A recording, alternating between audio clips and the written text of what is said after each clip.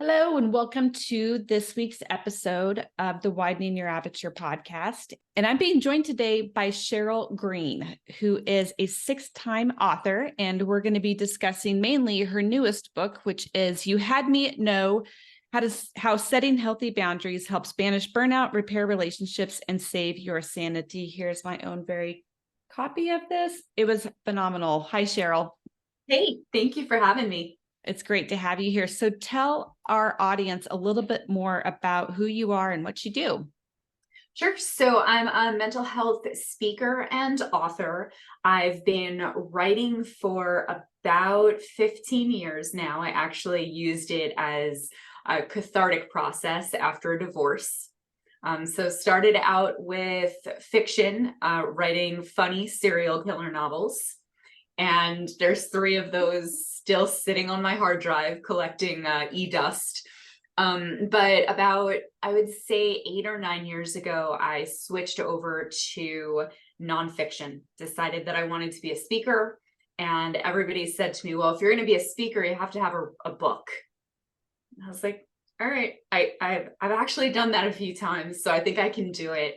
And sat down and wrote my very first nonfiction book, personal development, about how to rock your life. And I've changed topics a couple of times since then, but finally found the topic that's close to my heart, and I think it's why I'm here. Yeah, that's awesome. I'm always interested because I feel like people pick topics that they write about or speak about, or even like in my situation, coach around because there's something personal about that to them. So what's your story? Like what brought you to the point of writing about boundaries? Oncoming headlights. So it was a couple of years ago, and I was working full-time with an animal rescue that I had been volunteering with for many years. And I was running my own business, content writing, things like that. And every day I was falling further and further behind. I kept taking on more responsibilities, more clients, more volunteer roles. I wanted to be everything to everyone. And I kind of broke. I started crying constantly, and look, I cry a lot. Anyone that knows me will laugh when I say that, but I do. I'm a very sensitive person, but I mean, I was crying constantly. Couldn't have a conversation without just losing it. I was starting to get short with people. I was resentful of absolutely everything and everyone in my life, and even the people I cared about. And one day I was driving down the road. I was running an errand for the rescue. It was kind of duskish, and I started getting mesmerized by the lights from the oncoming cars. And I just had this thought creep into my head, if I crossed over that median, this would all just be over. And it scared the shit out of me. Yeah. I pulled over to the side of the road, and I went through a clinical depression in my late 20s. Even at that point, I never contemplated suicide. Yeah. And the fact that this kind of bounced into my head, and it would be bad enough that I would kill myself, but the fact that I would probably take others out with me, and that I wouldn't be there to help my family, to help the animals, it really terrified me. So I took a couple of minutes, and I calmed myself down. I wrote an email to my boss the very next morning saying, I've got 1 foot on a banana peel and 1 foot on a complete mental breakdown. Not a good scenario. No, it really wasn't. And I took the next month off to kind of do some soul searching, and ended up no longer working with the rescue. I kind of doubled down on my business for a little bit.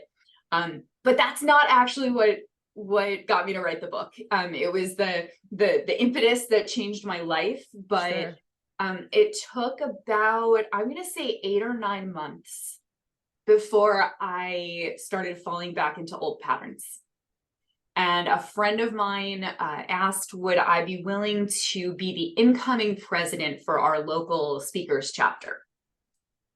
And I had this like instant thought of like, no, I don't want to do that. Like, my parents are getting older, they're needing me more. I'm working on my business. Like, but of course that got squashed, and my people pleasing tendencies like won out. And I was like, I mean, let me think about it for a little while.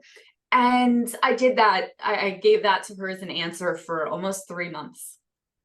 And, I was like, well, I've gotten where I am because of networking, and I live to serve, and I want to, and I want to make my friend happy, and all the things are bouncing through my head. And I accepted. I gave her yes, and instantly regretted it. Like, it was within seconds that it was like, oh, that was a bad move. But I was like, okay, I agreed to do this, so I'm just gonna tough it out for the next year and a half, 2 years. So but I ended up speaking to a mentor for the organization, actually. And I said to him, I was like, I think I'm over my head. I think I made a bad decision. Can I get out of it? And he said, look, if you were to quit right now, it's okay. Like, you have other things you need to focus on. You'll serve at a better time. Like, this is not when you can actually give of yourself to the chapter. He goes, what would be bad is if you waited a year and went through all the training and, did your like preparation year and then went, peace out. I can't do this. Yeah. So I was sitting on a plane one day and, had all that running through my head. My Kindle died, which, dang it. Some people are like, oh, I love my thoughts. Yeah, no, I'm not one of those people. And I was like, crap, I actually have to think for the next like 3 hours. Holy crap. But I had this realization during that time that, one, no, this was certainly not the time for me to serve. But more importantly, all of the problems in my life up to that point were because of a lack of boundaries. Mm. I picked up a book a couple of months ago and was like, yeah, no, boundaries sound like they're kind of interesting, and maybe I should have some. But this realization was just like, no, that's been my problem all along, and I need to learn them, and then I need to teach them. Mm-hmm. And by the end of that flight, I had my book about 60% outlined. Wow. So, I mean, some good downtime. See, good things do come from sitting with your thoughts. They really do. And it's happened a few times in my life, but man, it sucks. Yeah. It's definitely when you want the distraction the most is when it seems to happen, that it's like all distractions get removed. Like the universe is just like, no, not for you. You think now. Yeah, exactly. Take that. I'm also interested too, because I know like your career path starting out, you actually kind of wanted to pursue or did pursue forensic psychology. So like writing about boundaries and personal growth and all of that it seems like a far cry from forensic pathology. So how did that come to kind of fruition? Yeah, so it's funny because I would say that the forensic psychology is actually a symptom of the lack of boundaries rather than, a cause of it. My mom saw a program on profiling. I didn't. Yeah. But my mom saw it and she was like, hey, you're into serial killers. I was Goth. You should do this. Like, there's this like master's in forensic psychology. You should go for that. And I was like, okay, sure. And I didn't do my research. I didn't do any research. I didn't talk to anybody in the field. I was just like, well, I like studying serial killers, and my mommy said it was a good idea. So I should probably do this. And I was about a year into the program when I was like, what am I doing? Like, this is not the way I want to spend the rest of my life. But I figured I can either quit then and have a wasted year, or waste another year and have a master's degree, whatever it may be in. And I did apply for the FBI. I applied for an intelligence analyst position, and I went through the interview process and I went through the drug testing. They did a background check and talked to all of my neighbors. That was weird. And then I went for my polygraph test and I failed. So I may or may not be a terrorist. The verdict is still out on that. But I spiked on the question twice. So very interesting. yeah. So dreams of chasing down bad guys just went out the window, and I'm okay with that. I think that was a good life move. Yeah. It's interesting because I feel like if there was one career path that was like, I feel like I missed my calling, I was FBI agent or CIA agent. Yeah. I love that kind of work. But definitely missed the calling on that one. It never even like rang the phone. So, but I just think it's really cool. So you don't really have control over your life when you go that route. Yeah.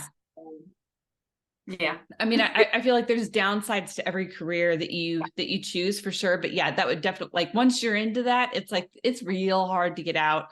And then you always have to worry about like your safety afterwards, because you've been dealing with some pretty bad guys. And so maybe I didn't miss the calling.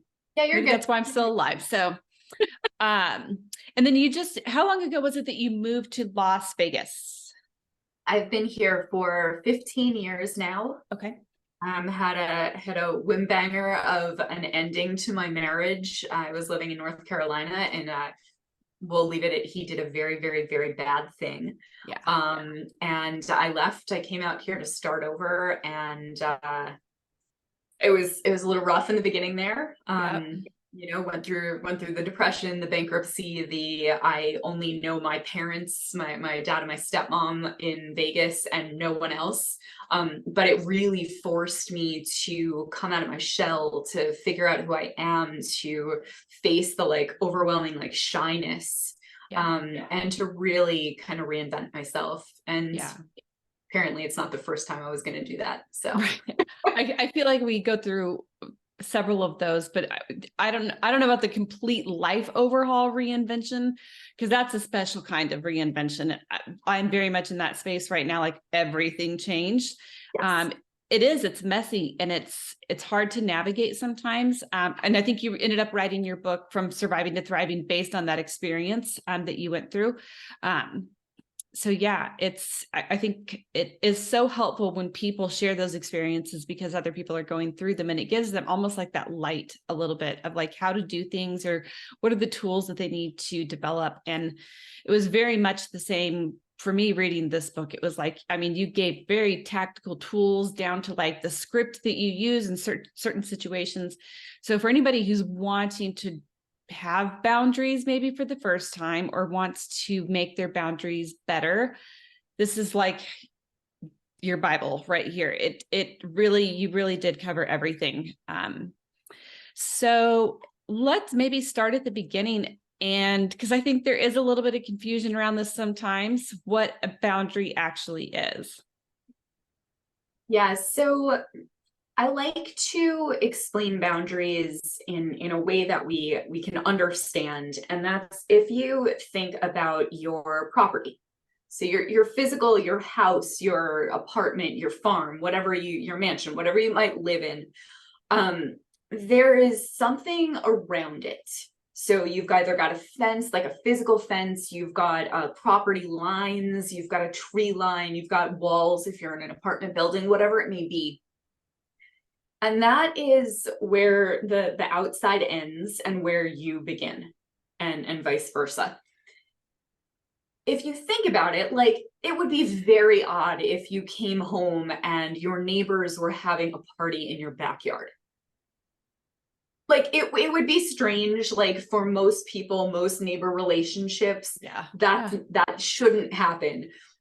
It would be very uncool if you came home and your neighbor's dog was taking a big dump on your front lawn. Again, not cool, because they're now in your space. Yeah. And boundaries are the energetic representation of where you end and where the rest of the world begins. Mm-hmm. And there's different categories. You've got your material, which is your actual, would you let somebody borrow a sweater and bring it back, with buttons missing? Which I actually did to a friend of mine. And every time I use this example, I was like, damn, like that was not cool. So I have to go buy some buttons after this podcast. But, there's material, there's time boundaries, how you spend your time and how you let others impact that or demand it. There's physical boundaries. How is it okay for you to be touched?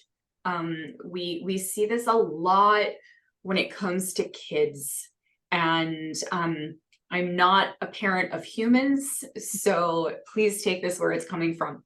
However, if you've ever taken your child to see a family member and you're like, oh, go give Aunt Susie a kiss, and your kid is hiding behind you, you have the opportunity to teach a boundary lesson in that very moment. But most parents go oh, come on, she's family, go give her a kiss, don't be rude. Yeah. So keep in mind, what you're teaching your kids about physical boundaries. Mm-hmm. Sexual boundaries, it's probably the one that's most talked about, how can you be touched in that way? Yep. But really, boundaries just come down to, how do you allow people to treat you? What is acceptable? Simple as that. Yeah. And I think a lot of people have kind of almost the misconception that you're setting boundaries in a sense to keep other people at bay, or that it's more about other people, when actually boundaries are for you. Right? Yeah, boundaries are, they're a protection. They're a protection for yourself. And look, they can, just like everything in life, we can swing in the opposite direction. Mm-hmm. There's three types of boundaries, and I like to use Goldilocks and the Three Bears, because we've all heard that story, where one of the beds is too hard, one of the beds is too soft, and one of the beds is just right. Most people with boundary issues, especially the people-pleasing variety, they're going to be in that too soft area. Mm-hmm. They're just going to let people walk all over them, demand their time and their money and their energy and everything. But there's that other side, and those people definitely exist, and that's the too hard. Mm-hmm. They're rigid boundaries where you don't want to let the world in. And they're just two sides of the same pendulum swing. Yeah. So we're shooting for that middle, that just right, where you can say no, or you could say yes. Mm-hmm. You can share your innermost thoughts, or you can keep your mouth shut. You have the choice in every moment and in every situation to decide what is right for me now. What is right for me here? And you have the right to change them too, right? If it worked for you, but then you found out that boundary was maybe too porous or too rigid, then that's the opportunity to kind of go back and reevaluate and say, okay, how can I adjust this to where it feels more just right for me? You mentioned people pleasing, and I'd like to kind of touch on that for a minute. People pleasing behaviors, what are they? Where do they come from? So I've got that degree in psychology, but the other degree I did was in anthropology. Mm-hmm. So sometimes I speak from there, and truthfully, I believe people pleasing comes down to us being afraid to be eaten. Yeah. And I'll explain that. Expand on that. Yeah. I'd say, yeah. I just want to leave it at that and let people think about it. So we have this lizard brain inside of us. We have this tribal mentality. I can go all the way back to cavemen. That still exists within our nervous system.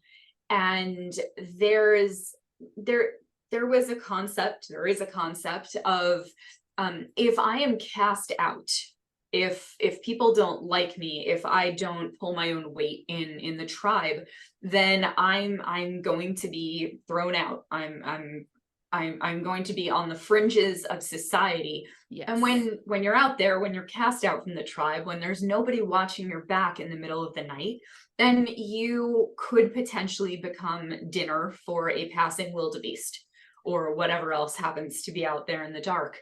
And even though I have not heard of a wildebeest attack recently, do they still exist? Is that a thing? Well, they still exist. Okay. I don't know that they're in a position to attack. I think they're more on like those nature conserves and stuff like that, because I almost want to say I think they're endangered. Now, do not quote me on this. This is purely pulling from, I think I may have read something about that at one point in my life. I don't know. But plight of the wildebeest aside, like, you don't really hear about people getting eaten very often. Yeah. It's not one of our dangers in modern life, but we still have that lizard brain popping up and going, if people don't like me, if I say no, if I don't do what they want, if I don't serve everyone and everything, then I'm going to be cast out and then I'm going to be eaten. Yeah. So whether or not we know we're doing it, and I actually use it now to like keep myself in check. Because if I feel like I'm about to, do this people-pleasing behavior, I'm like, are you afraid to be eaten? And then I can have like a little giggle over it, and I can be like, okay, let me think about this, with 2023 mindset, not not caveman. But I think, that people-pleasing behavior, and I say we as humans, I'm gonna say we especially as women, we are trained for the most part, that we're here to serve everybody else. We're here to take care of everyone else. And our feelings, our wants, our needs are kind of like an afterthought. Mm-hmm. So when you're raised that way, I mean, at what point, it's not like you turn 18 and a little switch flips in your brain. Lord knows I've been waiting for that switch for years. That's like, oh, hey, I actually get to put myself first now. It doesn't happen. Yeah, I completely agree. And I think, I think another kind of root of that too can come from familial situations where there was unhealthy dynamics in the family, and that feeling of having to do or please the parents, grandparents, whatever it might be, in order to feel like you belong, but sometimes even just to be like your existence be acknowledged. If everybody's happy, then I'm happy, and it is very much not the truth there. So okay, so the healthy, rigid, and permeable boundaries, we kind of touched on those. How would somebody maybe know where on that pendulum, on that spectrum, their boundary lies? So I'll start with the rigid first, just because I think I know for me, my issue is with permeable, and I think for most people, again, sweeping generalization, I'm talking out of my butt here, but we'll start with rigid. If you find it impossible to ask for help, I think that would be the first thing, is this attitude of, I can do it all myself. I'll just do it. I can take care of it. I don't need anybody else. I don't want to have to rely on anybody else. I would say that's probably the first, inkling. The second one would be, if you aren't willing to share, and I don't mean like your toys or anything, like if you're not willing to share your feelings and your thoughts, and you're very guarded and almost like shut down from letting people in, let's say that's a really good sign, and that came from somewhere. So looking back and discovering, where did those beliefs come from, that I can't rely on anybody, or if I let people in, they're going to hurt me, or whatever those are. So I would say in terms of rigid, that would be the example. For porous boundaries, some people don't like this term. Oh well. Yes, vomit. It is that, like, I did one podcast and she was like, oh, like I saw her like wince and I said it, I'm sorry. But yeah, if your immediate response before somebody has even finished asking you for something, or they haven't asked you at all and you've just jumped in there to help, Yeah. you probably have some porous boundaries. And it's like, oh, would you mind helping me? Yes, absolutely, Yeah. sure. Yeah, no problem. And you're like, well, wait to hear what they're gonna say. Yeah. So that's really the biggest one, is just your instant go-to knee-jerk reaction is to help everybody and anybody with everything and anything. The other one would be like, hey, do you share too much? You know, you've got that Yeah. guarded, Yeah. and then you've got that, I know I just met you, but let me like just Yeah. hurl my trauma onto the table. I call that trauma vomiting. So, There you go. we both relate this to There you vomiting. But I mean, it happens. And look, I have bartender's disease where people like, oh, you know what? Sorry, Zoom does that new thing where like the AI, if you raise your hand, it like it's creepy. But anyway, yeah, I have that disease where I sit down with somebody or we're standing in line at the store and suddenly they're telling me everything. Yeah. And I guess I'm a safe space. I guess, energy's good, whatever that may be. But if you're on the other side of that and you're just, everyone, knows your problems, like maybe Yeah. boundary. Yeah.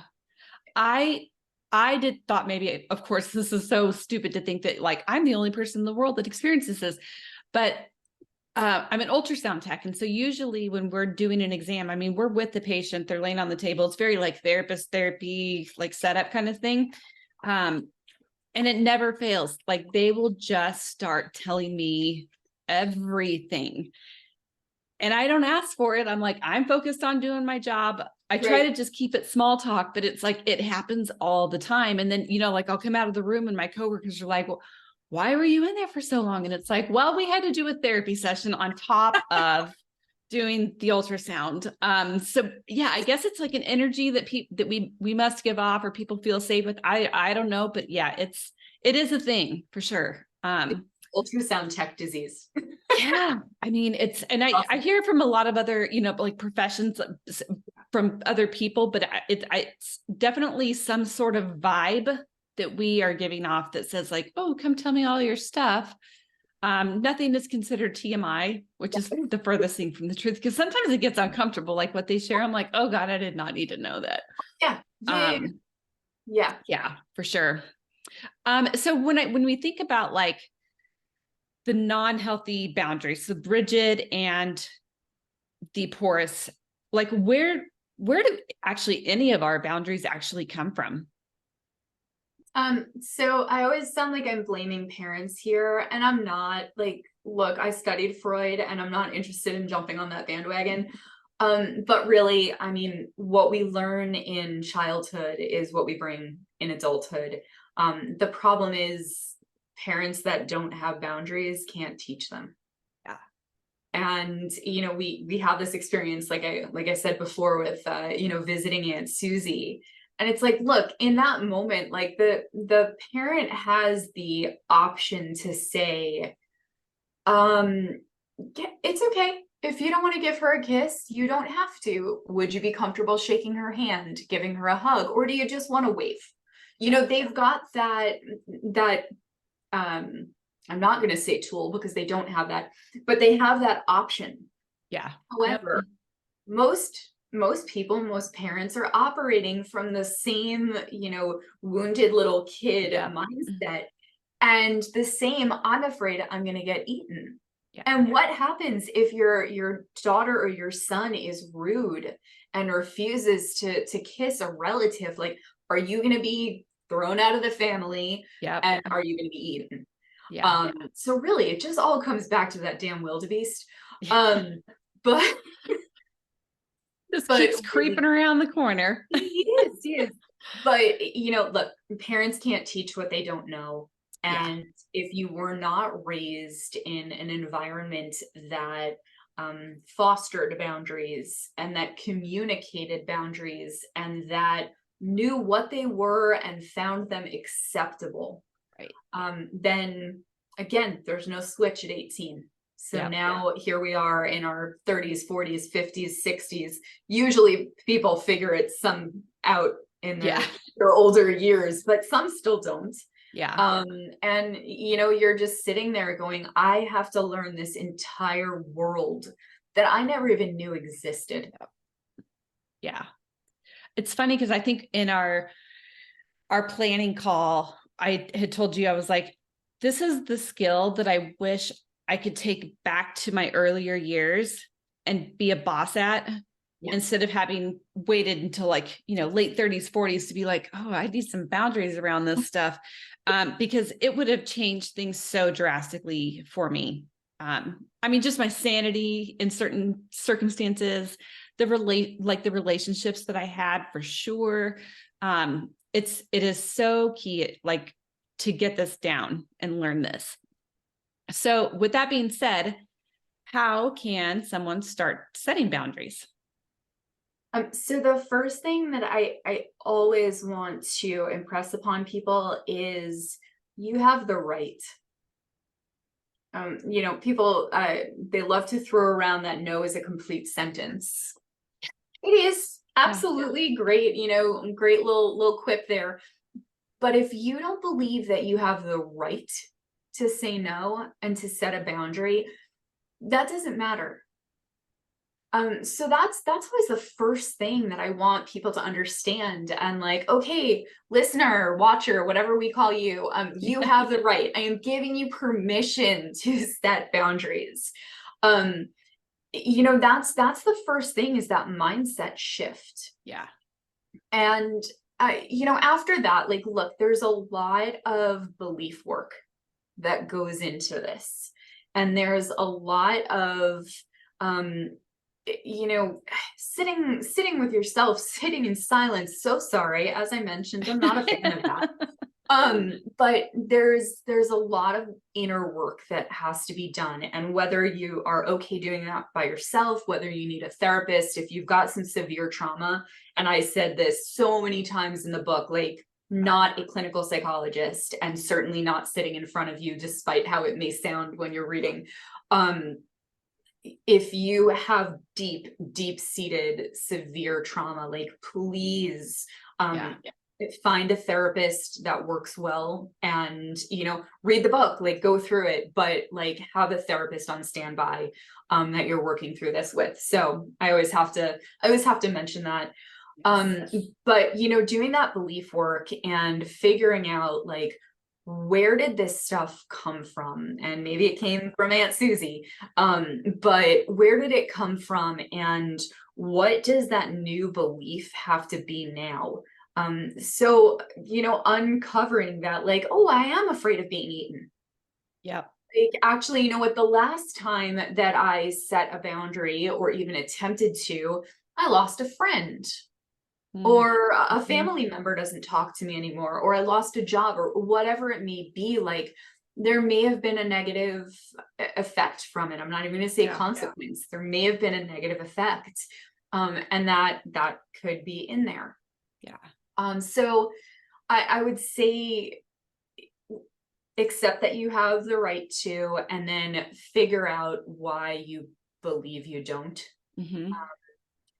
A lot of boundary work is done in the rearview mirror. Yes. And by that I mean, like, you have had a boundary crossed, and you get that, ooh, I don't feel so good, I don't like how this is, like, this did not turn out the way I wanted.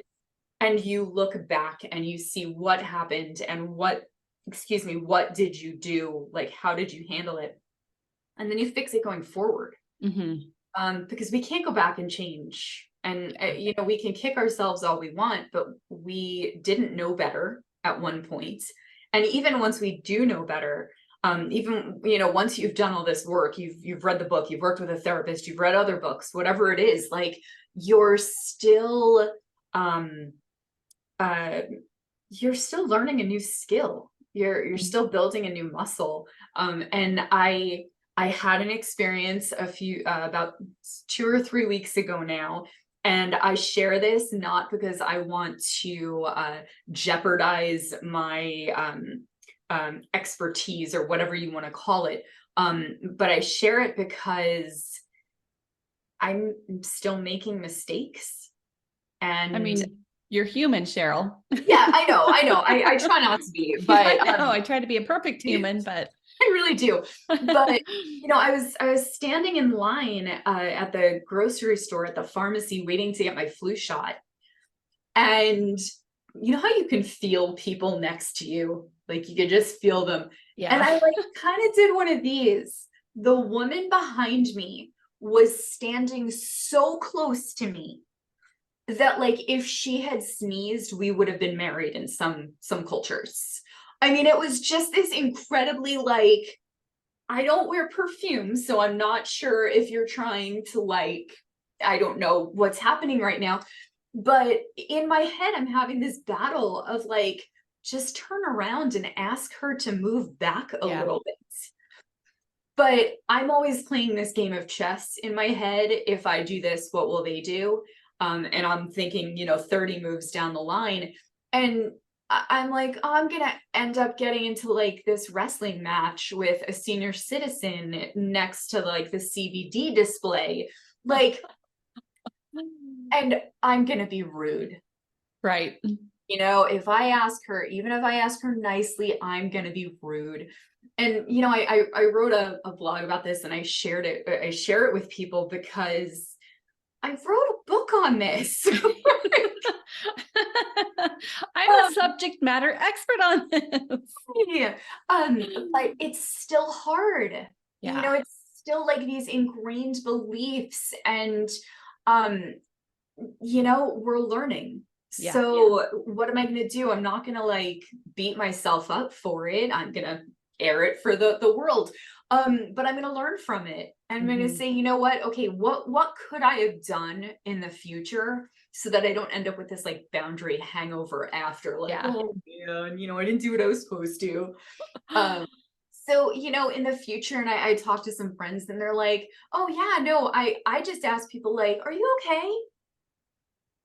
And when they say, yeah, why? I'd be like, oh, you're just standing really close to me and I didn't know if you needed something. Great. Like now I know in the future, like you don't have to turn around and be like, back off, bitch. Like that's not necessary. Hey, grandma. So yeah, seriously. I'm gonna break your hip if you don't move. So yeah, so even that whole story, like just even as you're going through this, like you are not gonna be perfect. Yeah. And a lot of this is going to be looking at the end of something and going, oh, I wish that had ended differently. And, what can I do? Yeah, for sure. I mean, I think it's definitely like even the same boundary can look different with two different people, and your comfort level of laying the boundary or setting the boundary can look different in that.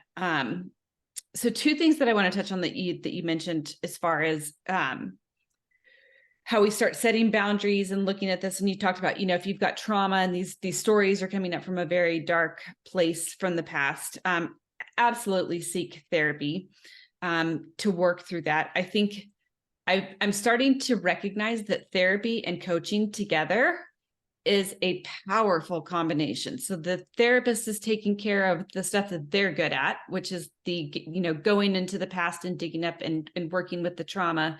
Whereas a coach is very much more forward focused. It's like, okay, let's meet you where you're at. And like, let's talk about what this would look like to set a boundary.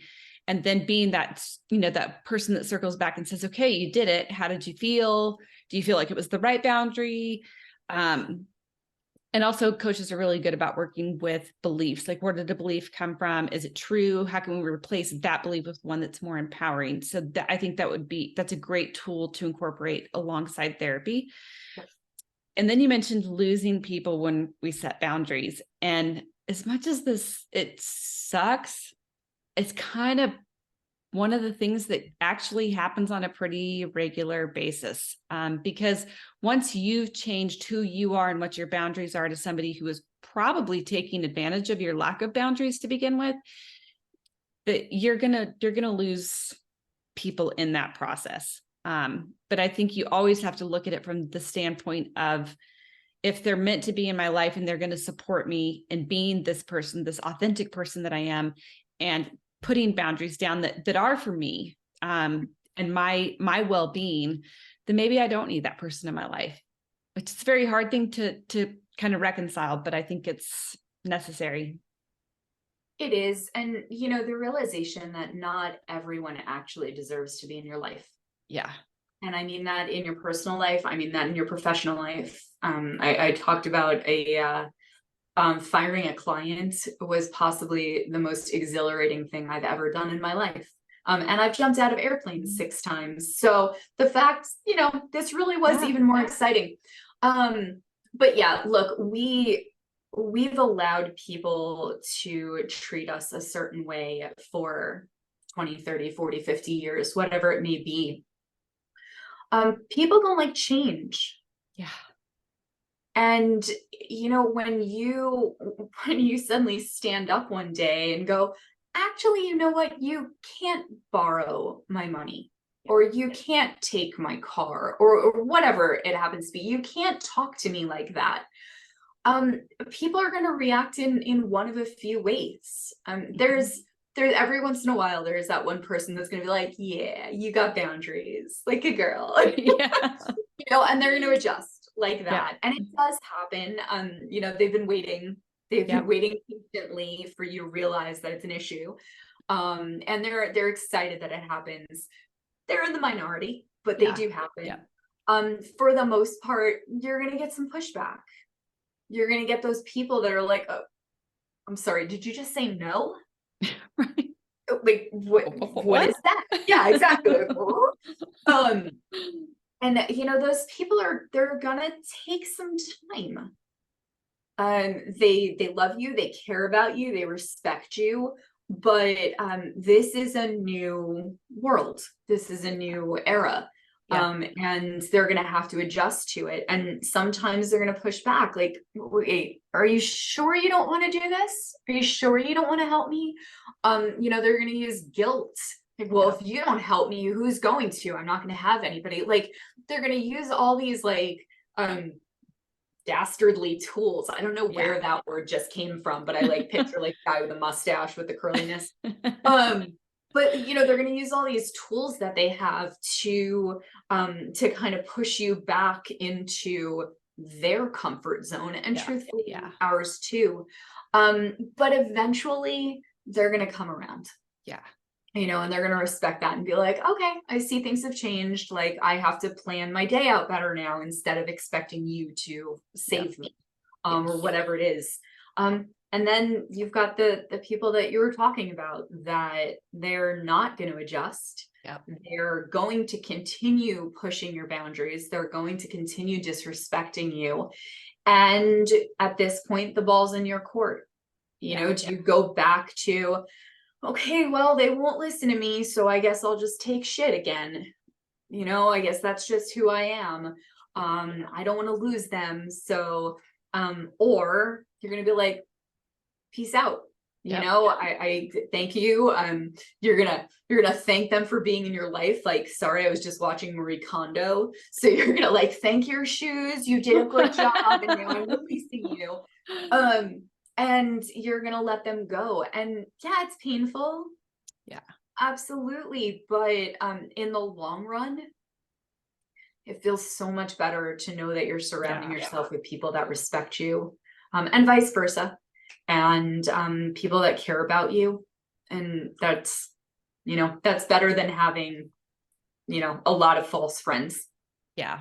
I even think of it too, like a lot of times when those people exit stage left, to me, I always look at that as like when, it's like the one door closes, another one opens, or you're creating an energetic space in your life at that point for somebody else who is supportive of your boundaries and supportive of you to come in. Again, not easy sometimes, because sometimes it's really close friends, sometimes it's family members. But when you think of it that way, that it's like, I had to let this go because something better and more supportive, that is more aligned with me, is going to fill that space, and just trusting in that. I think the other rule that came up as far as like when we start to set boundaries. So in your book, you said, don't walk up to your loved ones and announce, bitches, I'm getting me some boundaries. I did that. I might be guilty of this. You're so excited about this like growth period Yes. that you're going through that you just want to share it with everyone. And yeah, I did that. My dad and my stepmom, very, very special to me. I recently lost my stepmom, but this, you know, this was a couple of years ago when I started this journey, and I was like, I'm reading this new book, and I am going to be like, I'm going to have boundaries, and I'm going to say no to things and to people, and I'm only going to do what I want to do and what I need to. And my stepmom, like, she reacted in that middle group of like, does that mean you're not going to do anything for us anymore? How are we going to live? What, you know, and she went into her own little like freak out mode of like, the world is changing and crumbling around me. So yeah, don't do that. Don't do that. That's not helpful. Just kind of be the change that you want to see in the world, and others recognize it, and just shh. Yeah, because there's this interesting thing with humans that when we make a change within ourselves and other people start to notice it, it actually gives them permission to do the same thing. Gives them that agency of being like, oh, look at that. She's setting boundaries like a boss, and it's working out really well for her. Maybe I should look at where I can set some boundaries in my life and be like that. So you're right, like be the role model and let other people see the change and adopt this for themselves.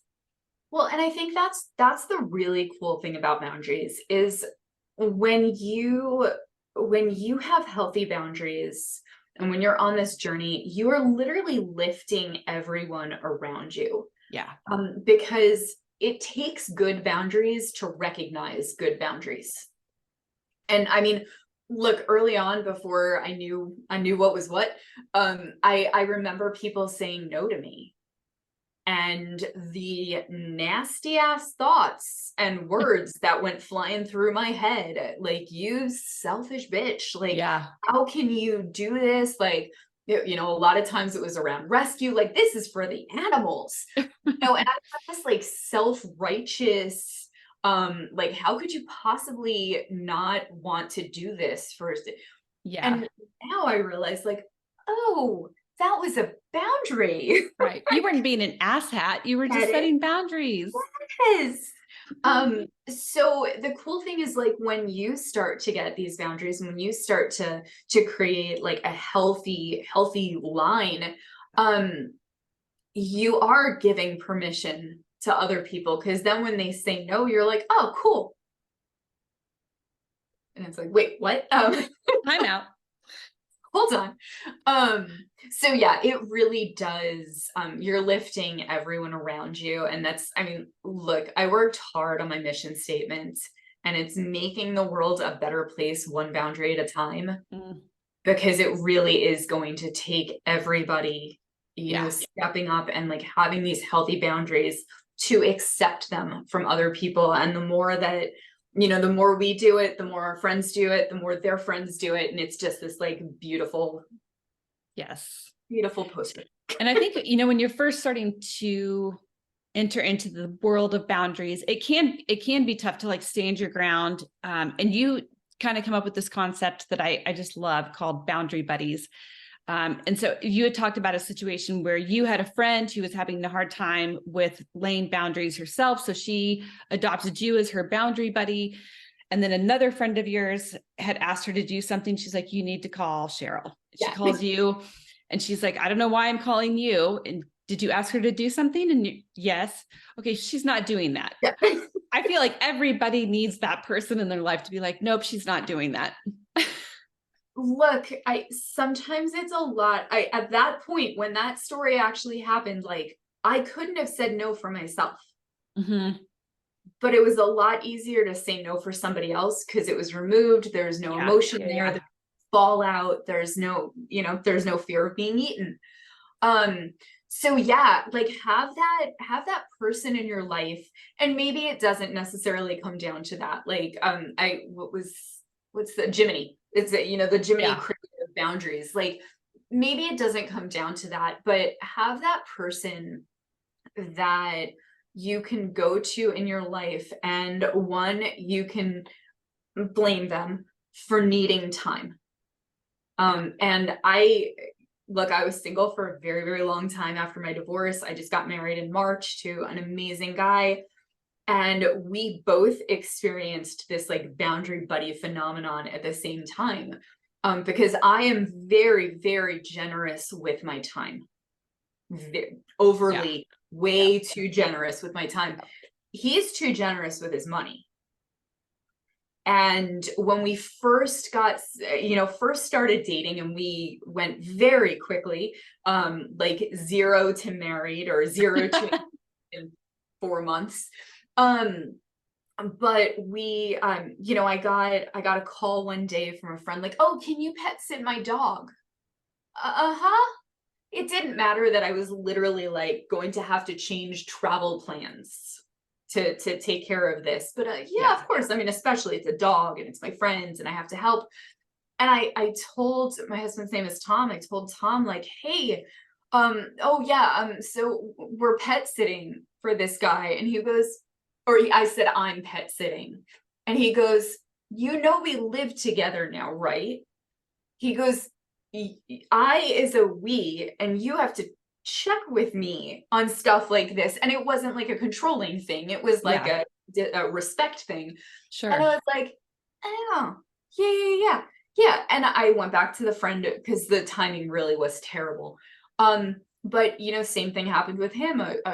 He was used to bringing people on vacation. Yeah. Like not just vacationing with them, but like, I will pay your way. And we very early on were like, how about $1,000 limit? Like anything over $1,000, like we need to discuss either direction, either one of us spending it before it gets promised. Yeah. And it was huge, but like it's I mean, important for the relationship, but it's also this, you've got a built-in scapegoat. Like, oh, you know what? I don't know if I can do that. Let me go home and check with my husband or my wife or partner, whatever. And I will get back to you. Or you know what? I don't actually know that I can lend you $5,000. Let me talk to my wife and let's look at our finances and get back to you. It's this built-in scapegoat. And so yeah, find a boundary buddy. Not a boundary bunny, but that would be adorable. That would be fun. I mean, okay, hold on, because a whole bunch of now it ties into the bunny ears that author had to put on when she needed quiet time. Oh my goodness! Oh, this may be a new thing. That is going to be a thing. Prepare to see memes in your feed very soon, because the boundary is coming. Oh, I love this so much. Okay, sorry.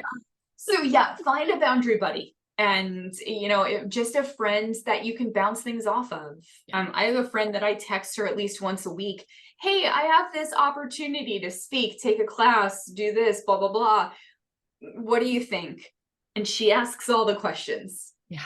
And by the end of the conversation, I'm like, you're right. That's not actually a good opportunity.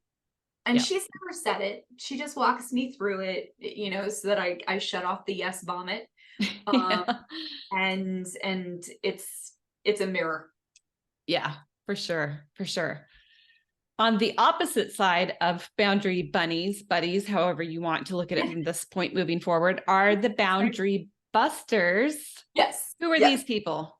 Yeah, the boundary busters are the people that we talked about that are not going to accept who you have become, and the changes that you want to make in your life, and the spine that you have suddenly grown. And they're going to do everything in their power to break you down. Everything in their power. And you said earlier that you would have made different decisions if you had this, younger. Yeah. I like, I think of how many like guys I was friends with, because I've always been really good friends with guys, Yep. and we always seem to get to a point where they're like, I want to date you. And I'm like, I don't want to date you. Yeah. Yeah. But it didn't matter, because they used the one line, if I can't date in your life, I can't be your friend. Yeah. And it was like, okay, we'll date. And then I ended up with a heart condition, and like bad Yeah. things happened from there. Yes. So yeah, there are those people in your life that just don't want to get with the program, and Yep. for the most part, they're gonna have to go. Yeah. I think of it too in the sense of like jobs that I've had where it's like they just took advantage of the yeses. Yes. And had I had better boundaries, maybe I wouldn't have gotten to the burnout phase and hated everybody and had to like listen to hate music on the way to work just to pump myself up to get through an 8-hour day. It's like things like that. I'm like, if I had just had some boundaries, that whole scenario would have looked pretty vastly different for sure. Yeah, absolutely. So if we have a boundary buster in our lives, because I think we all have that person, what can be done about them? So I do want to clarify one thing before I go there. There are people that are incapable of changing. And I say that because within the last 6 months, my dad was diagnosed with dementia, and we had to move him into a memory care facility. There is no behavioral training for someone with dementia. There are going to be sick people, emotionally, mentally, physically sick people. There are going to be babies in your life. There are going to be classes of people that you cannot change. They are incapable of it. And look, my dad calls me about 20 times a day. And in the beginning, I tried answering every single time because I knew he was scared, and I knew he was in this new place, and he had just lost his wife, and the world changed. But I was losing me in that process. I'm not cutting my dad out of my life. Yeah. I'm putting certain rules around it that he doesn't know. Yeah. Because he would forget them in 6 seconds. I don't answer my phone after 7 o'clock when he calls, because he's sundowned, and it's, considerably worse. I don't answer when I'm on the phone, or when I'm dealing with a client, or when I'm in the middle of writing or something like that. So I know his needs are taken care of. I know it's not an emergency. Like, I don't want people to think that they should be, just randomly slashing people out of their life because you gone and you gone and you gone. Like, it's not about that. It's really not about that. And there are going to be people that there's not a damn thing they can do. It's not out of malice. It's not out of, them being evil or controlling or anything. They literally can't do anything about it. So just put those in a different category, and you're going to have to develop your own boundaries that they probably don't know about. Yeah. I just went through this with my brother, talking about my mom, and I'm like, she keeps crossing these boundaries, and I just need to tell her, like, this is a boundary and you keep crossing. He was like, Chris, if you approach her and you say, I'm laying a boundary, or you're crossing a boundary when you do this, the wall is going to go up. She's not going to hear you. It's not going to make a damn bit of difference. He's like, so you have to set the boundaries for yourself and create the path forward where you are honoring your boundaries, knowing that she's not going to change. She's not going to be receptive to this boundary talk. It's a great point that if you want to keep somebody in your life, that's going to be the route that you have to take, is setting the boundaries and then making your life work around them without them being said. Yeah, exactly. And, look, it's hard. Like, we're trying to empower everybody with boundaries here, and at the same time saying, yeah, you can't actually set them with everybody. And that's okay. That's all right. That becomes just some inner work, Yeah. that we have to deal with. But that being said, there's a lot of people out there that do have full control over their actions and their attitudes and all of those things. And there's this great book. I remember reading it in graduate school. It's called Don't Shoot the Dog. Obviously, I'm not a proponent of animal hurts. But it's Karen Pryor, and she's like the mother of behavioral training. And it's all about like, look, if you do something and you get the response that you want, you're going to do it again. If you do something and you do not get the response you want, you're going to change the something. You're going to change your behavior. You're going to try something different. Like, oh, okay, well, A didn't work. Let me check out B and see what that ends with. And that, like, in the beginning stages when you're dealing with a boundary buster, like, that's going to be important, because if you say no and they go, come on, and you say no and they go, come on, and you go, okay, fine. They got what they wanted. If anybody's a fan of Family Guy, like, every time I talk about this, I think about Stewie, the like creepy little baby. And there's like this scene where he's like, mom, Yes. mommy, Lois, mommy. And this goes on for way too damn long. And she successfully ignores him for like, 2 minutes straight. And she finally is like, mommy, because what? She just trained him. That if you do it enough, whatever it may be, then you're going to get what you want. So I would say having this like knowledge of just basic behavioral training of, well, if I give them what they want, they're going to continue to treat me in this manner. But the other side of that is, look, sometimes people don't get that. And I told a story which was kind of embarrassing in the book. Like, I worked with the severely mentally ill for like 4 years. And I tried this whole behavioral training thing. And finally, I gave in and I turned around and I actually communicated what I wanted. And the guy's completely schizophrenic, like full-blown schizophrenic, like comes out of it and just goes, well, why didn't you just say that?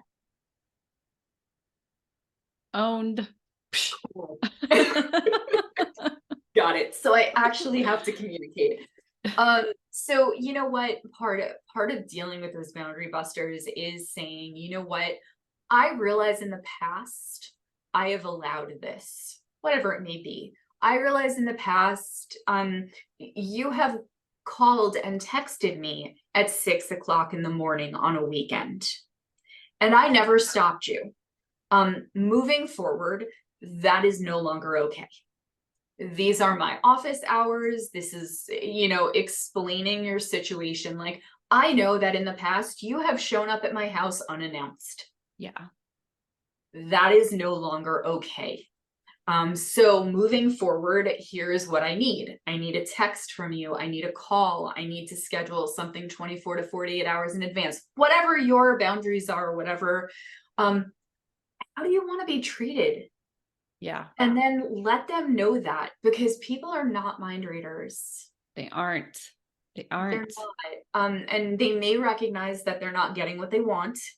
But they need to know why. And they need to know what you expect from them. Just to be able to kind of move forward with that relationship. However, personal, professional, whatever it is. And I think there has to be a little bit of grace and latitude sometimes when we lay a boundary, and we've communicated to this person, this is our boundary. And there's going to be some time in there where maybe they forget, or it's still so new to them and they're working into it, that you have to give a little bit of laxity. I think it's okay to remind them, like, oop, boundary there. But giving that doesn't have to be a one and done thing where you're like, oh, you crossed that boundary that I told you was a boundary, and now done. You're out. Like, done. get rid of this person. I think we have to, especially if it's somebody that we really care about and want in our lives. It's like there has to be a period where we allow the adjustment to occur. Now, if it's like the 10th time, yes, and they keep crossing the boundary, then that's where you need to look at like, okay, I've given the space and grace and time for you to adjust, and yet this continues to happen. But again, there's the communication, like communicating, this keeps happening. So I'm now at this point where it's like, if you're going to keep crossing my boundaries, I just need to go my separate way. What do you think? And kind of giving them the option. But yeah. What are some other tactics that you think are helpful in communicating boundaries to people? I think being really clear about it, because look, I love to kind of talk around things because I don't like making people unhappy. So, you want to soften the blow. Hey, so I wish, if we could just, and, you've got this person looking at you with like the confused puppy dog tilt. Yeah. Because they don't know what the hell you just said.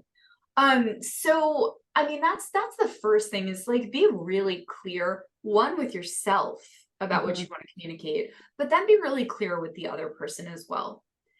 And then look, yes, you do not need to cut people out of your life for the first infraction, like not necessary. Let people know, after the first time, if you do this again, this is what will happen. Yeah. And I had a therapist recommend this because I was having some challenges with my stepmom, and we'd get on the phone and she would just complain. Yeah. And I had a therapist that said, look, you're not going to cut her out of your life for this, but it's okay to say, you know what, you seem to be in a very bad place right now. I'm going to hang up and I'll give you a call tomorrow, and, let's chat then.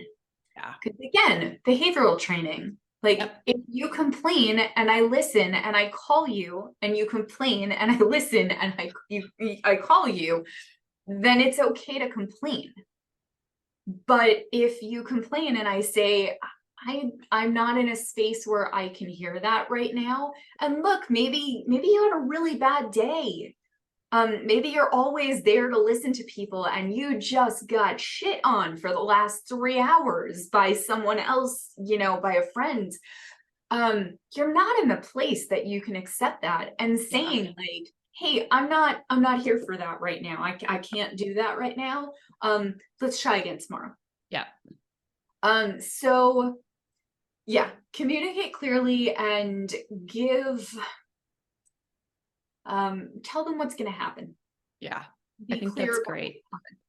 And I think, one of the takeaways from your book that I liked too was, and I'm so guilty of this, right? First is the apologizing before you've even laid the boundary. You're like, so I'm really sorry that I have to do this, but it's really hard for me, and then enter the boundary. And then to follow it with all of the excuses of why you've come to this conclusion. So guilty of doing this. And it was really empowering for me to read, like, I don't have to apologize for shit. Like, I'm laying a boundary that's good for me. I also don't have to give you the plentitude of excuses that I've come up with in my head. It's just, it is this. Here's what's going to happen if that boundary is crossed. End of story. Yeah, we want to people please. We want to be seen as nice and sweet and kind and flexible and and accommodating and all the things. And I mean, look, the first couple of times, the first 100 times, I think I'm still in it, that you say no to someone and you just kind of sit there and like, no. And welcome to the discomfort zone. Like, what do I do with my hand? Yeah. Like, it's gonna be uncomfortable. You've never done it before. So that's okay. Yeah. Like, it's okay being uncomfortable. because you're either going to be uncomfortable for like 30 seconds or 5 minutes now, or you're going to be Right. uncomfortable for the next 3 years Yes. when you accept a volunteer position. I would say even more than 3 years, because at some point you're going to look back at that and you're going to say, oh, I wish I had had boundaries in that situation. So it's still affecting you even then. Yeah. Yeah. And it's funny. My mom is reading my book right now. And of course, it's always difficult when your parents read your stuff. You're like, I kind of just, spread my childhood out on a platter for all of you to see. And it's uncomfortable. And she hasn't mentioned this one yet. But when I got married the first time back in another lifetime, we were all staying in a hotel, I don't know, 6 minutes from the venue. And my mom lived an hour south of where everything was. And for dinner the night before, I wanted to have a nice, relaxing dinner at a hotel, at a restaurant right near the hotel. And then everybody could get into bed early and we could be all refreshed and pretty in the morning.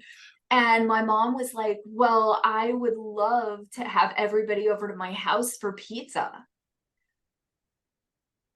And she was not doing anything bad, anything wrong. She wanted to share her house. She wanted to, open up and make everybody welcome. Like, it was a very generous offer. It was a terrible idea, but I didn't know how to say no. So we literally had a caravan of like 7 angry cars worth of people, or 7 cars worth of angry people, whatever, driving out an hour to have pizza. Don't get me wrong, I love pizza, but this is not like, this is extreme a little bit. And we're all driving. And I mean, like, my dad and my stepmom are in one of the cars, and I know my dad is like just cursing his head off, like, why the fuck are we doing this? But dude, I got married that first time in 2006. I'm still mad at myself. Yeah. I inconvenienced me, but I also inconvenienced my entire bridal party. Right. All because I couldn't say, that's really sweet, Mom, but there's a Bennigan's right next to them. I'm just going to go there because they TGI Fridays is like walking distance. Done. And who doesn't love TGI Fridays? Oh, the mozzarella sticks. But seriously, like, that's, so yes, you're right. Like, it's not just the time that you're actually dealing with it. It's this lifetime of fallout of like, dude, did I actually, like, it's the longest boundary hangover ever. Yeah, for sure. Absolutely. Well, as we wrap up, there was just a couple more points that I wanted to bring out from the book that really hit home for me. So you make a couple of different references to Oliver Burkeman's book, 4,000 Weeks, because I think that time boundaries can be one of the hardest boundaries to set. That book was a paradigm shift in how I look at not only my time, but who I allow into my time. So that's just a recommendation. I think it really hit home because I literally just finished reading it. And it was like, oh, look, there's Oliver Burkeman again. But it's a great book when you want to start looking at, like, I know I'm giving too much of my time, or I'm letting too many people in, or I'm focusing on projects that are not meaningful to me. Fantastic book. Do you have anything to add to that? So just kind of the premise of that is that the average person has 4,000 weeks on this planet. And sure, some will die sooner, some will live longer, but the average person has 4,000 weeks to leave their mark on the planet. And it's this, like, when you're first reading it, when you first hear that, you're like, holy crap, that is like, how many weeks have I been here? What have I got left? It's this, like, just terrifying thoughts of like, oh my God, like, I can't get everything I want to get done. But then you have this shift of like, I can't get everything I want to get done. Like, so I have to start being picky. Yes. And there's this, look, there's only so much time. And I know some people are like, I get everything done in a day. And they're wonderful and good job being a fairy like princess. Yes. But the productivity queens of the world. seriously. But the rest of us are like dealing with 24 hours and 16 if you actually have a healthy sleep schedule and, then take out all the other things. Like, there's only so much time that we have to do everything we need to do and want to do. And when we Yes. take on other people's stuff, when we're like, oh, I'm so busy doing my own things, but oh, Right. you didn't finish your project on time and you're going to get in trouble. Okay, let me help you. And then we like push off our priorities. We push off the things that matter to us and to help other people shirk their responsibilities. And we're resentful to them, like we're angry with them, we're angry with ourselves, and we're kicking ourselves, Right. one marriage and 14 years later, nope, more than that, 24 years later. Math is not my strong suit, thankfully. Girl. Writing it. Yeah. I feel like you're like my sister from another mister. Like there's so many things.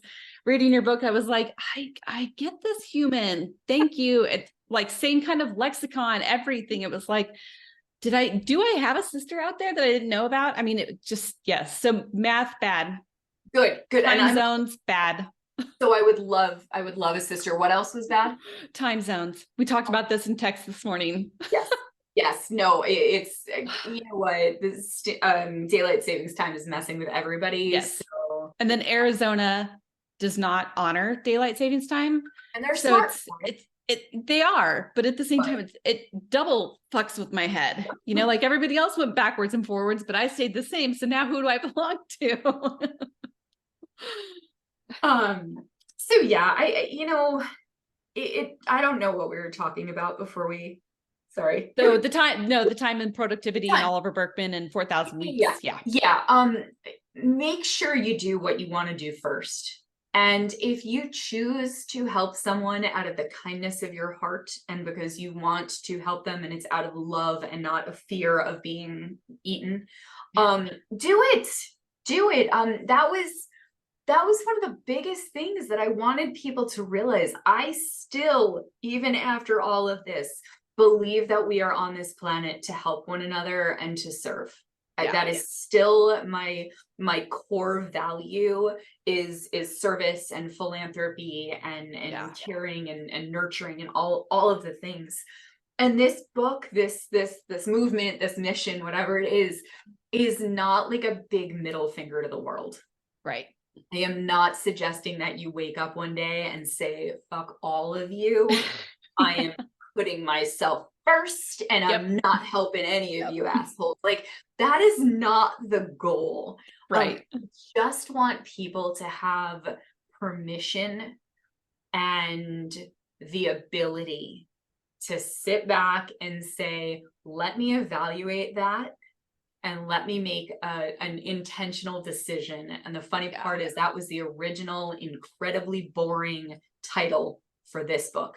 The working title was intentional decision making. And it did not work as a title, but ultimately, like that's what this is about, is take a minute, take a breather, take a pause, talk to your boundary buddy, check in with yourself, run through, we didn't talk about it, but run through the Venn diagram of whether or not you should be doing something, and take that time to make the intentional decision and to do what is right for you, which may still be helping others. And hopefully it is. Yes. You segued so perfectly into my next share. So this is around the clash question. So this is when you're trying to decide, do I say yes or do I say no to something? And you created this beautiful Venn diagram. And I don't know why, but I have a thing for Venn diagrams. I just love them. I feel like they're so peaceful. And it's like everybody's getting what they want. And it meets in that perfect little center where it's like, that's the happy. I don't know. but I have a thing for Venn diagrams. Yeah. I feel like, honestly, if somebody was ever going to propose to me, do it in a Venn diagram, like find a way to make that a Venn diagram. That Future would be husband, so meaningful. future spouse, Yes. if you're listening, Pay attention. And is this a resource that you offer on your website, the Venn diagram, so that people can look at that? So it is actually a download on if you go to You Had Me at No, and at the bottom of it there's downloads for the book. Okay. So you can grab it there, and then there's also a how to say no cheat sheet that you can grab as well, that like print it, laminate it, slap it on your wall, and when you're dealing with people, or like put it in your wallet, shrink it down. Just kind of gives you the verbiage to get yourself out of the yes vomit. Yes. So but yeah, like when I was like first thinking about this, and I'm like, all right, well, how do you decide if you want to say yes or no? And I sat down with a piece of paper and pencils, and I had just seen like one of those if you do this, then go here. Then if you do this, go here. And I think it was like an hour and a half later, I'm looking at this piece of paper. I have a headache. I'm almost out of pencil lead. There's 4,000 different things, and I'm like, what the hell? I can't even follow this. Like, how am I expecting somebody that isn't inside my head, which is scary, by the way, to use this? Yeah. And I was like, I have to be like simple about it. Like, it has to be really easy to use. And it was like, Venn diagram. Yeah. Enter Venn diagram. So yeah, I mean, the clash question is really just it's actually 3 questions, but it's finding that happy place, and the answer has to be yes to all of these. And the first question is, do you want to or have to? And sometimes you have to like break that down even further, because us people pleasers are like, I have to do all the things. Yeah. Or the productivity queens think the same thing. I got to do all the things. Yeah. So you have to break that down, and you have to, again, am I afraid of being eaten? Like, this should always, like, I'm going to make a big poster for people. Like, are you afraid of being eaten? But do you want to or have to do something? Is it going to lead you towards your goals, or is it like a shiny object that's going to help somebody else maybe, but like ultimately leave you angry and overworked and all the things? Yes. So is it yes to one of those? Do you have the resources to do it? And like my friend the other day, she goes, I'm not Wonder Woman, see, no cuffs. And I was like, that's freaking awesome. We don't have all the time in the world. We don't have all the money in the world. Some people do. Good for you.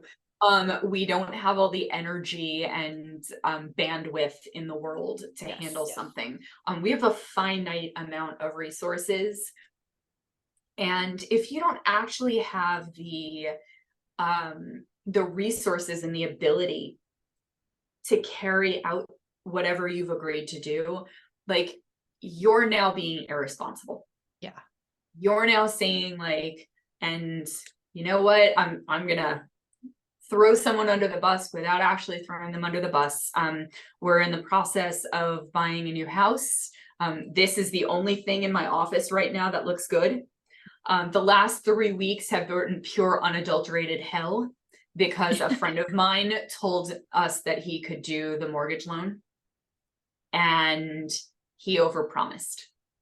And we went down this road, and we're still working on it. We should be closing in 2 days from now, but he promised something for which he did not have the resources. And it has caused a huge problem, not only in our house, but friendship demolished. I mean, all the fallout. Yeah. So if you don't have the resources to actually carry something out, like, answer's no. And that last one, like Oliver Berkman, we just love this guy. I'm gonna meet him one day. I'm gonna meet him one day. But when you say yes to something, you're saying no to something else. Yes. So if you agree to do something, what are you willing to give up? Yes, I am asking a whole bunch of friends to caravan out to the new house. I have 180 houseplants in here, and we're going to need some help. This is And another point of connection for you and I is all the plants. I love it. And look, I don't think I take it lightly that the people that have said yes to me know that they're giving something else up. Yeah. Maybe it means that they can't watch TV. Maybe it means that they can't go hiking that day with their dog, like whatever it may be. Like, I'm very respectful and I'm very conscious that you're giving something up. So if you don't have to or want to, if you don't have the resources, and if you're not willing to give something else up to do it, why the hell would you say yes? Yeah. Yep. But when all of those things cross, I got to figure out a way to do hand motion with Venn diagram. Get that wonderful soft nougaty center. Yes. Nougaty. Yep. That is your yes, and that yes should be precious. Yes. Agreed. And it is. It's a simple way to look at it. It takes all of these, like all of that mental energy that you're thinking about this and this, and it puts it into a framework where you can pull all of that in. And then there's like your clear, concise answer and the blissful, utopic center of the Venn diagram. The nougaty center. Is that English? Nougaty? Anyway, I think it is. I mean, I feel like some candy bars have called their candy bars like with nougat, so it's nougaty. Yeah, yeah. Okay. We're going with it. Like if you've got that yes vomit, and if you don't stop and give yourself the pause, you can't go through that. And yeah. Yep. So download it. Yeah. Take it with you wherever you go so that you can always do the clash question Venn diagram on the fly. That would be another one that you could laminate, and then you could just use, the projector markers vis-a-vis and erase them when you're done. Yeah. So that's actually a really good idea to hand out when I speak. Make a little like pocket card. I like it. So okay. Ideas. I know. I love it. This is my favorite when like the ideas just start flowing. So I ask the next question because I have words that creep me out, and people think they're so funny that they creep me out. Sometimes I'm okay with them, like, poking at me a little bit with them, but there's also a point when it comes overboard. So for me, moist, ew. Panties, I don't know why, just doesn't sit right with me. And you mentioned a friend in the book that has the same affliction, but I'm wondering, what were the words that creeped him out? Moist and nipple. Oh, okay. So moist is pretty common. Yeah. There's something about that. I don't know, like, linguistically what that is. Yeah. But yeah, no, it throws people. But you're right. Like, we think it's funny. Right. And it wasn't until I was writing this and I was going through this journey and I was doing all the research that I was like, I am just basically peeing all over his boundaries. Like, he has told us he doesn't like the word. Yeah. And we have chosen to make him uncomfortable. And it's not just me, it's the whole friend group. We have chosen to make him uncomfortable for our own pleasure. Yeah. Because it is kind of funny in a sense. I get that. But at the same time, I'm like, there is this visceral reaction that happens in me when I hear that word.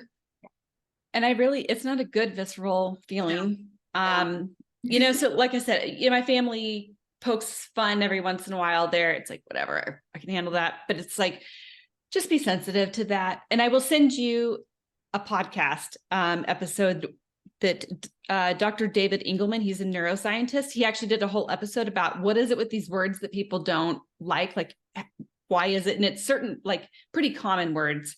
Right. But he explains from a neuroscience aspect why we don't like those words. So I'll shoot that your way.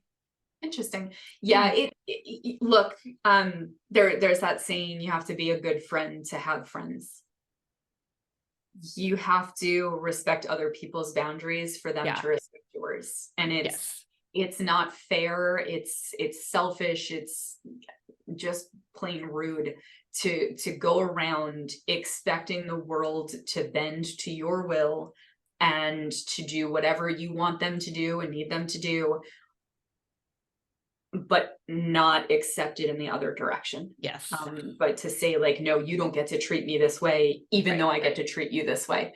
And you know, that throws off just the balance in the world. Yes. So as you're on this journey, like there's going to be some realizations, and there's going to be some apologies that you actually need to make.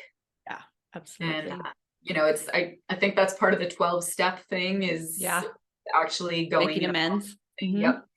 So keep it in mind, you're probably going to have to do some of that. Yeah, absolutely. Well, Sheryl, this has been such a wonderful conversation, so enlightening and fun. Where can people find you out in the world to connect with you? Where can they find your book? That everybody who's listening to this needs to read this book.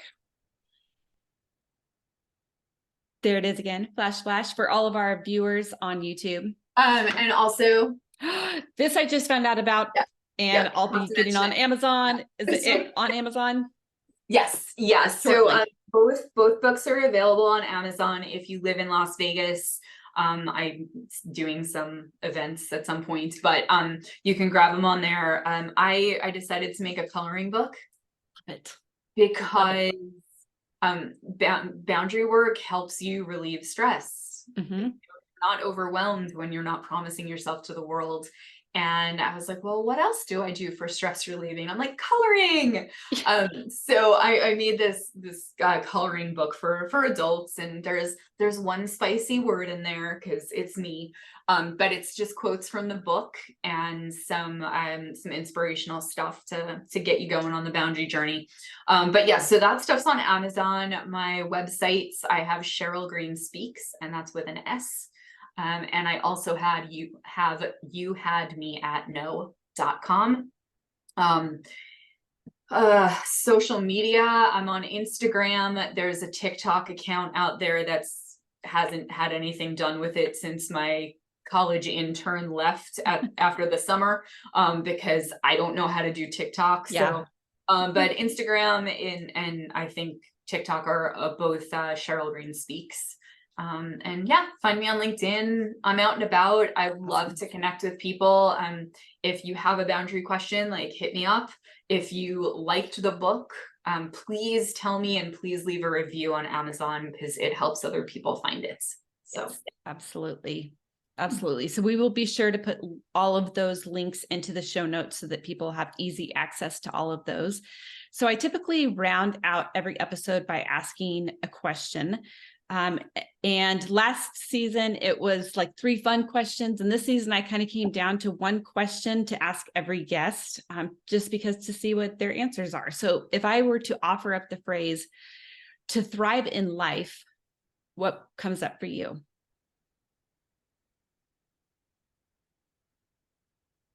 It's a great question.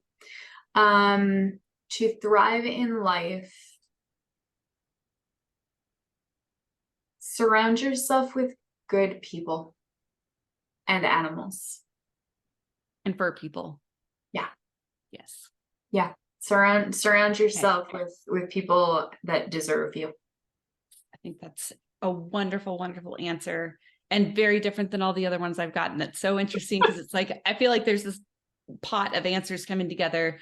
That's pretty great. So, well, Sheryl, thank you so much for taking the time to come and talk with me today. And I look forward to hopefully our paths crossing again down the line on many other topics. Maybe it's plants, maybe it's Venn diagrams, maybe it's fur babies and rescue adopting. I can talk about plants for days. Yeah. So. I'm sure that'll happen. But thank you so much for coming on today. Thank you.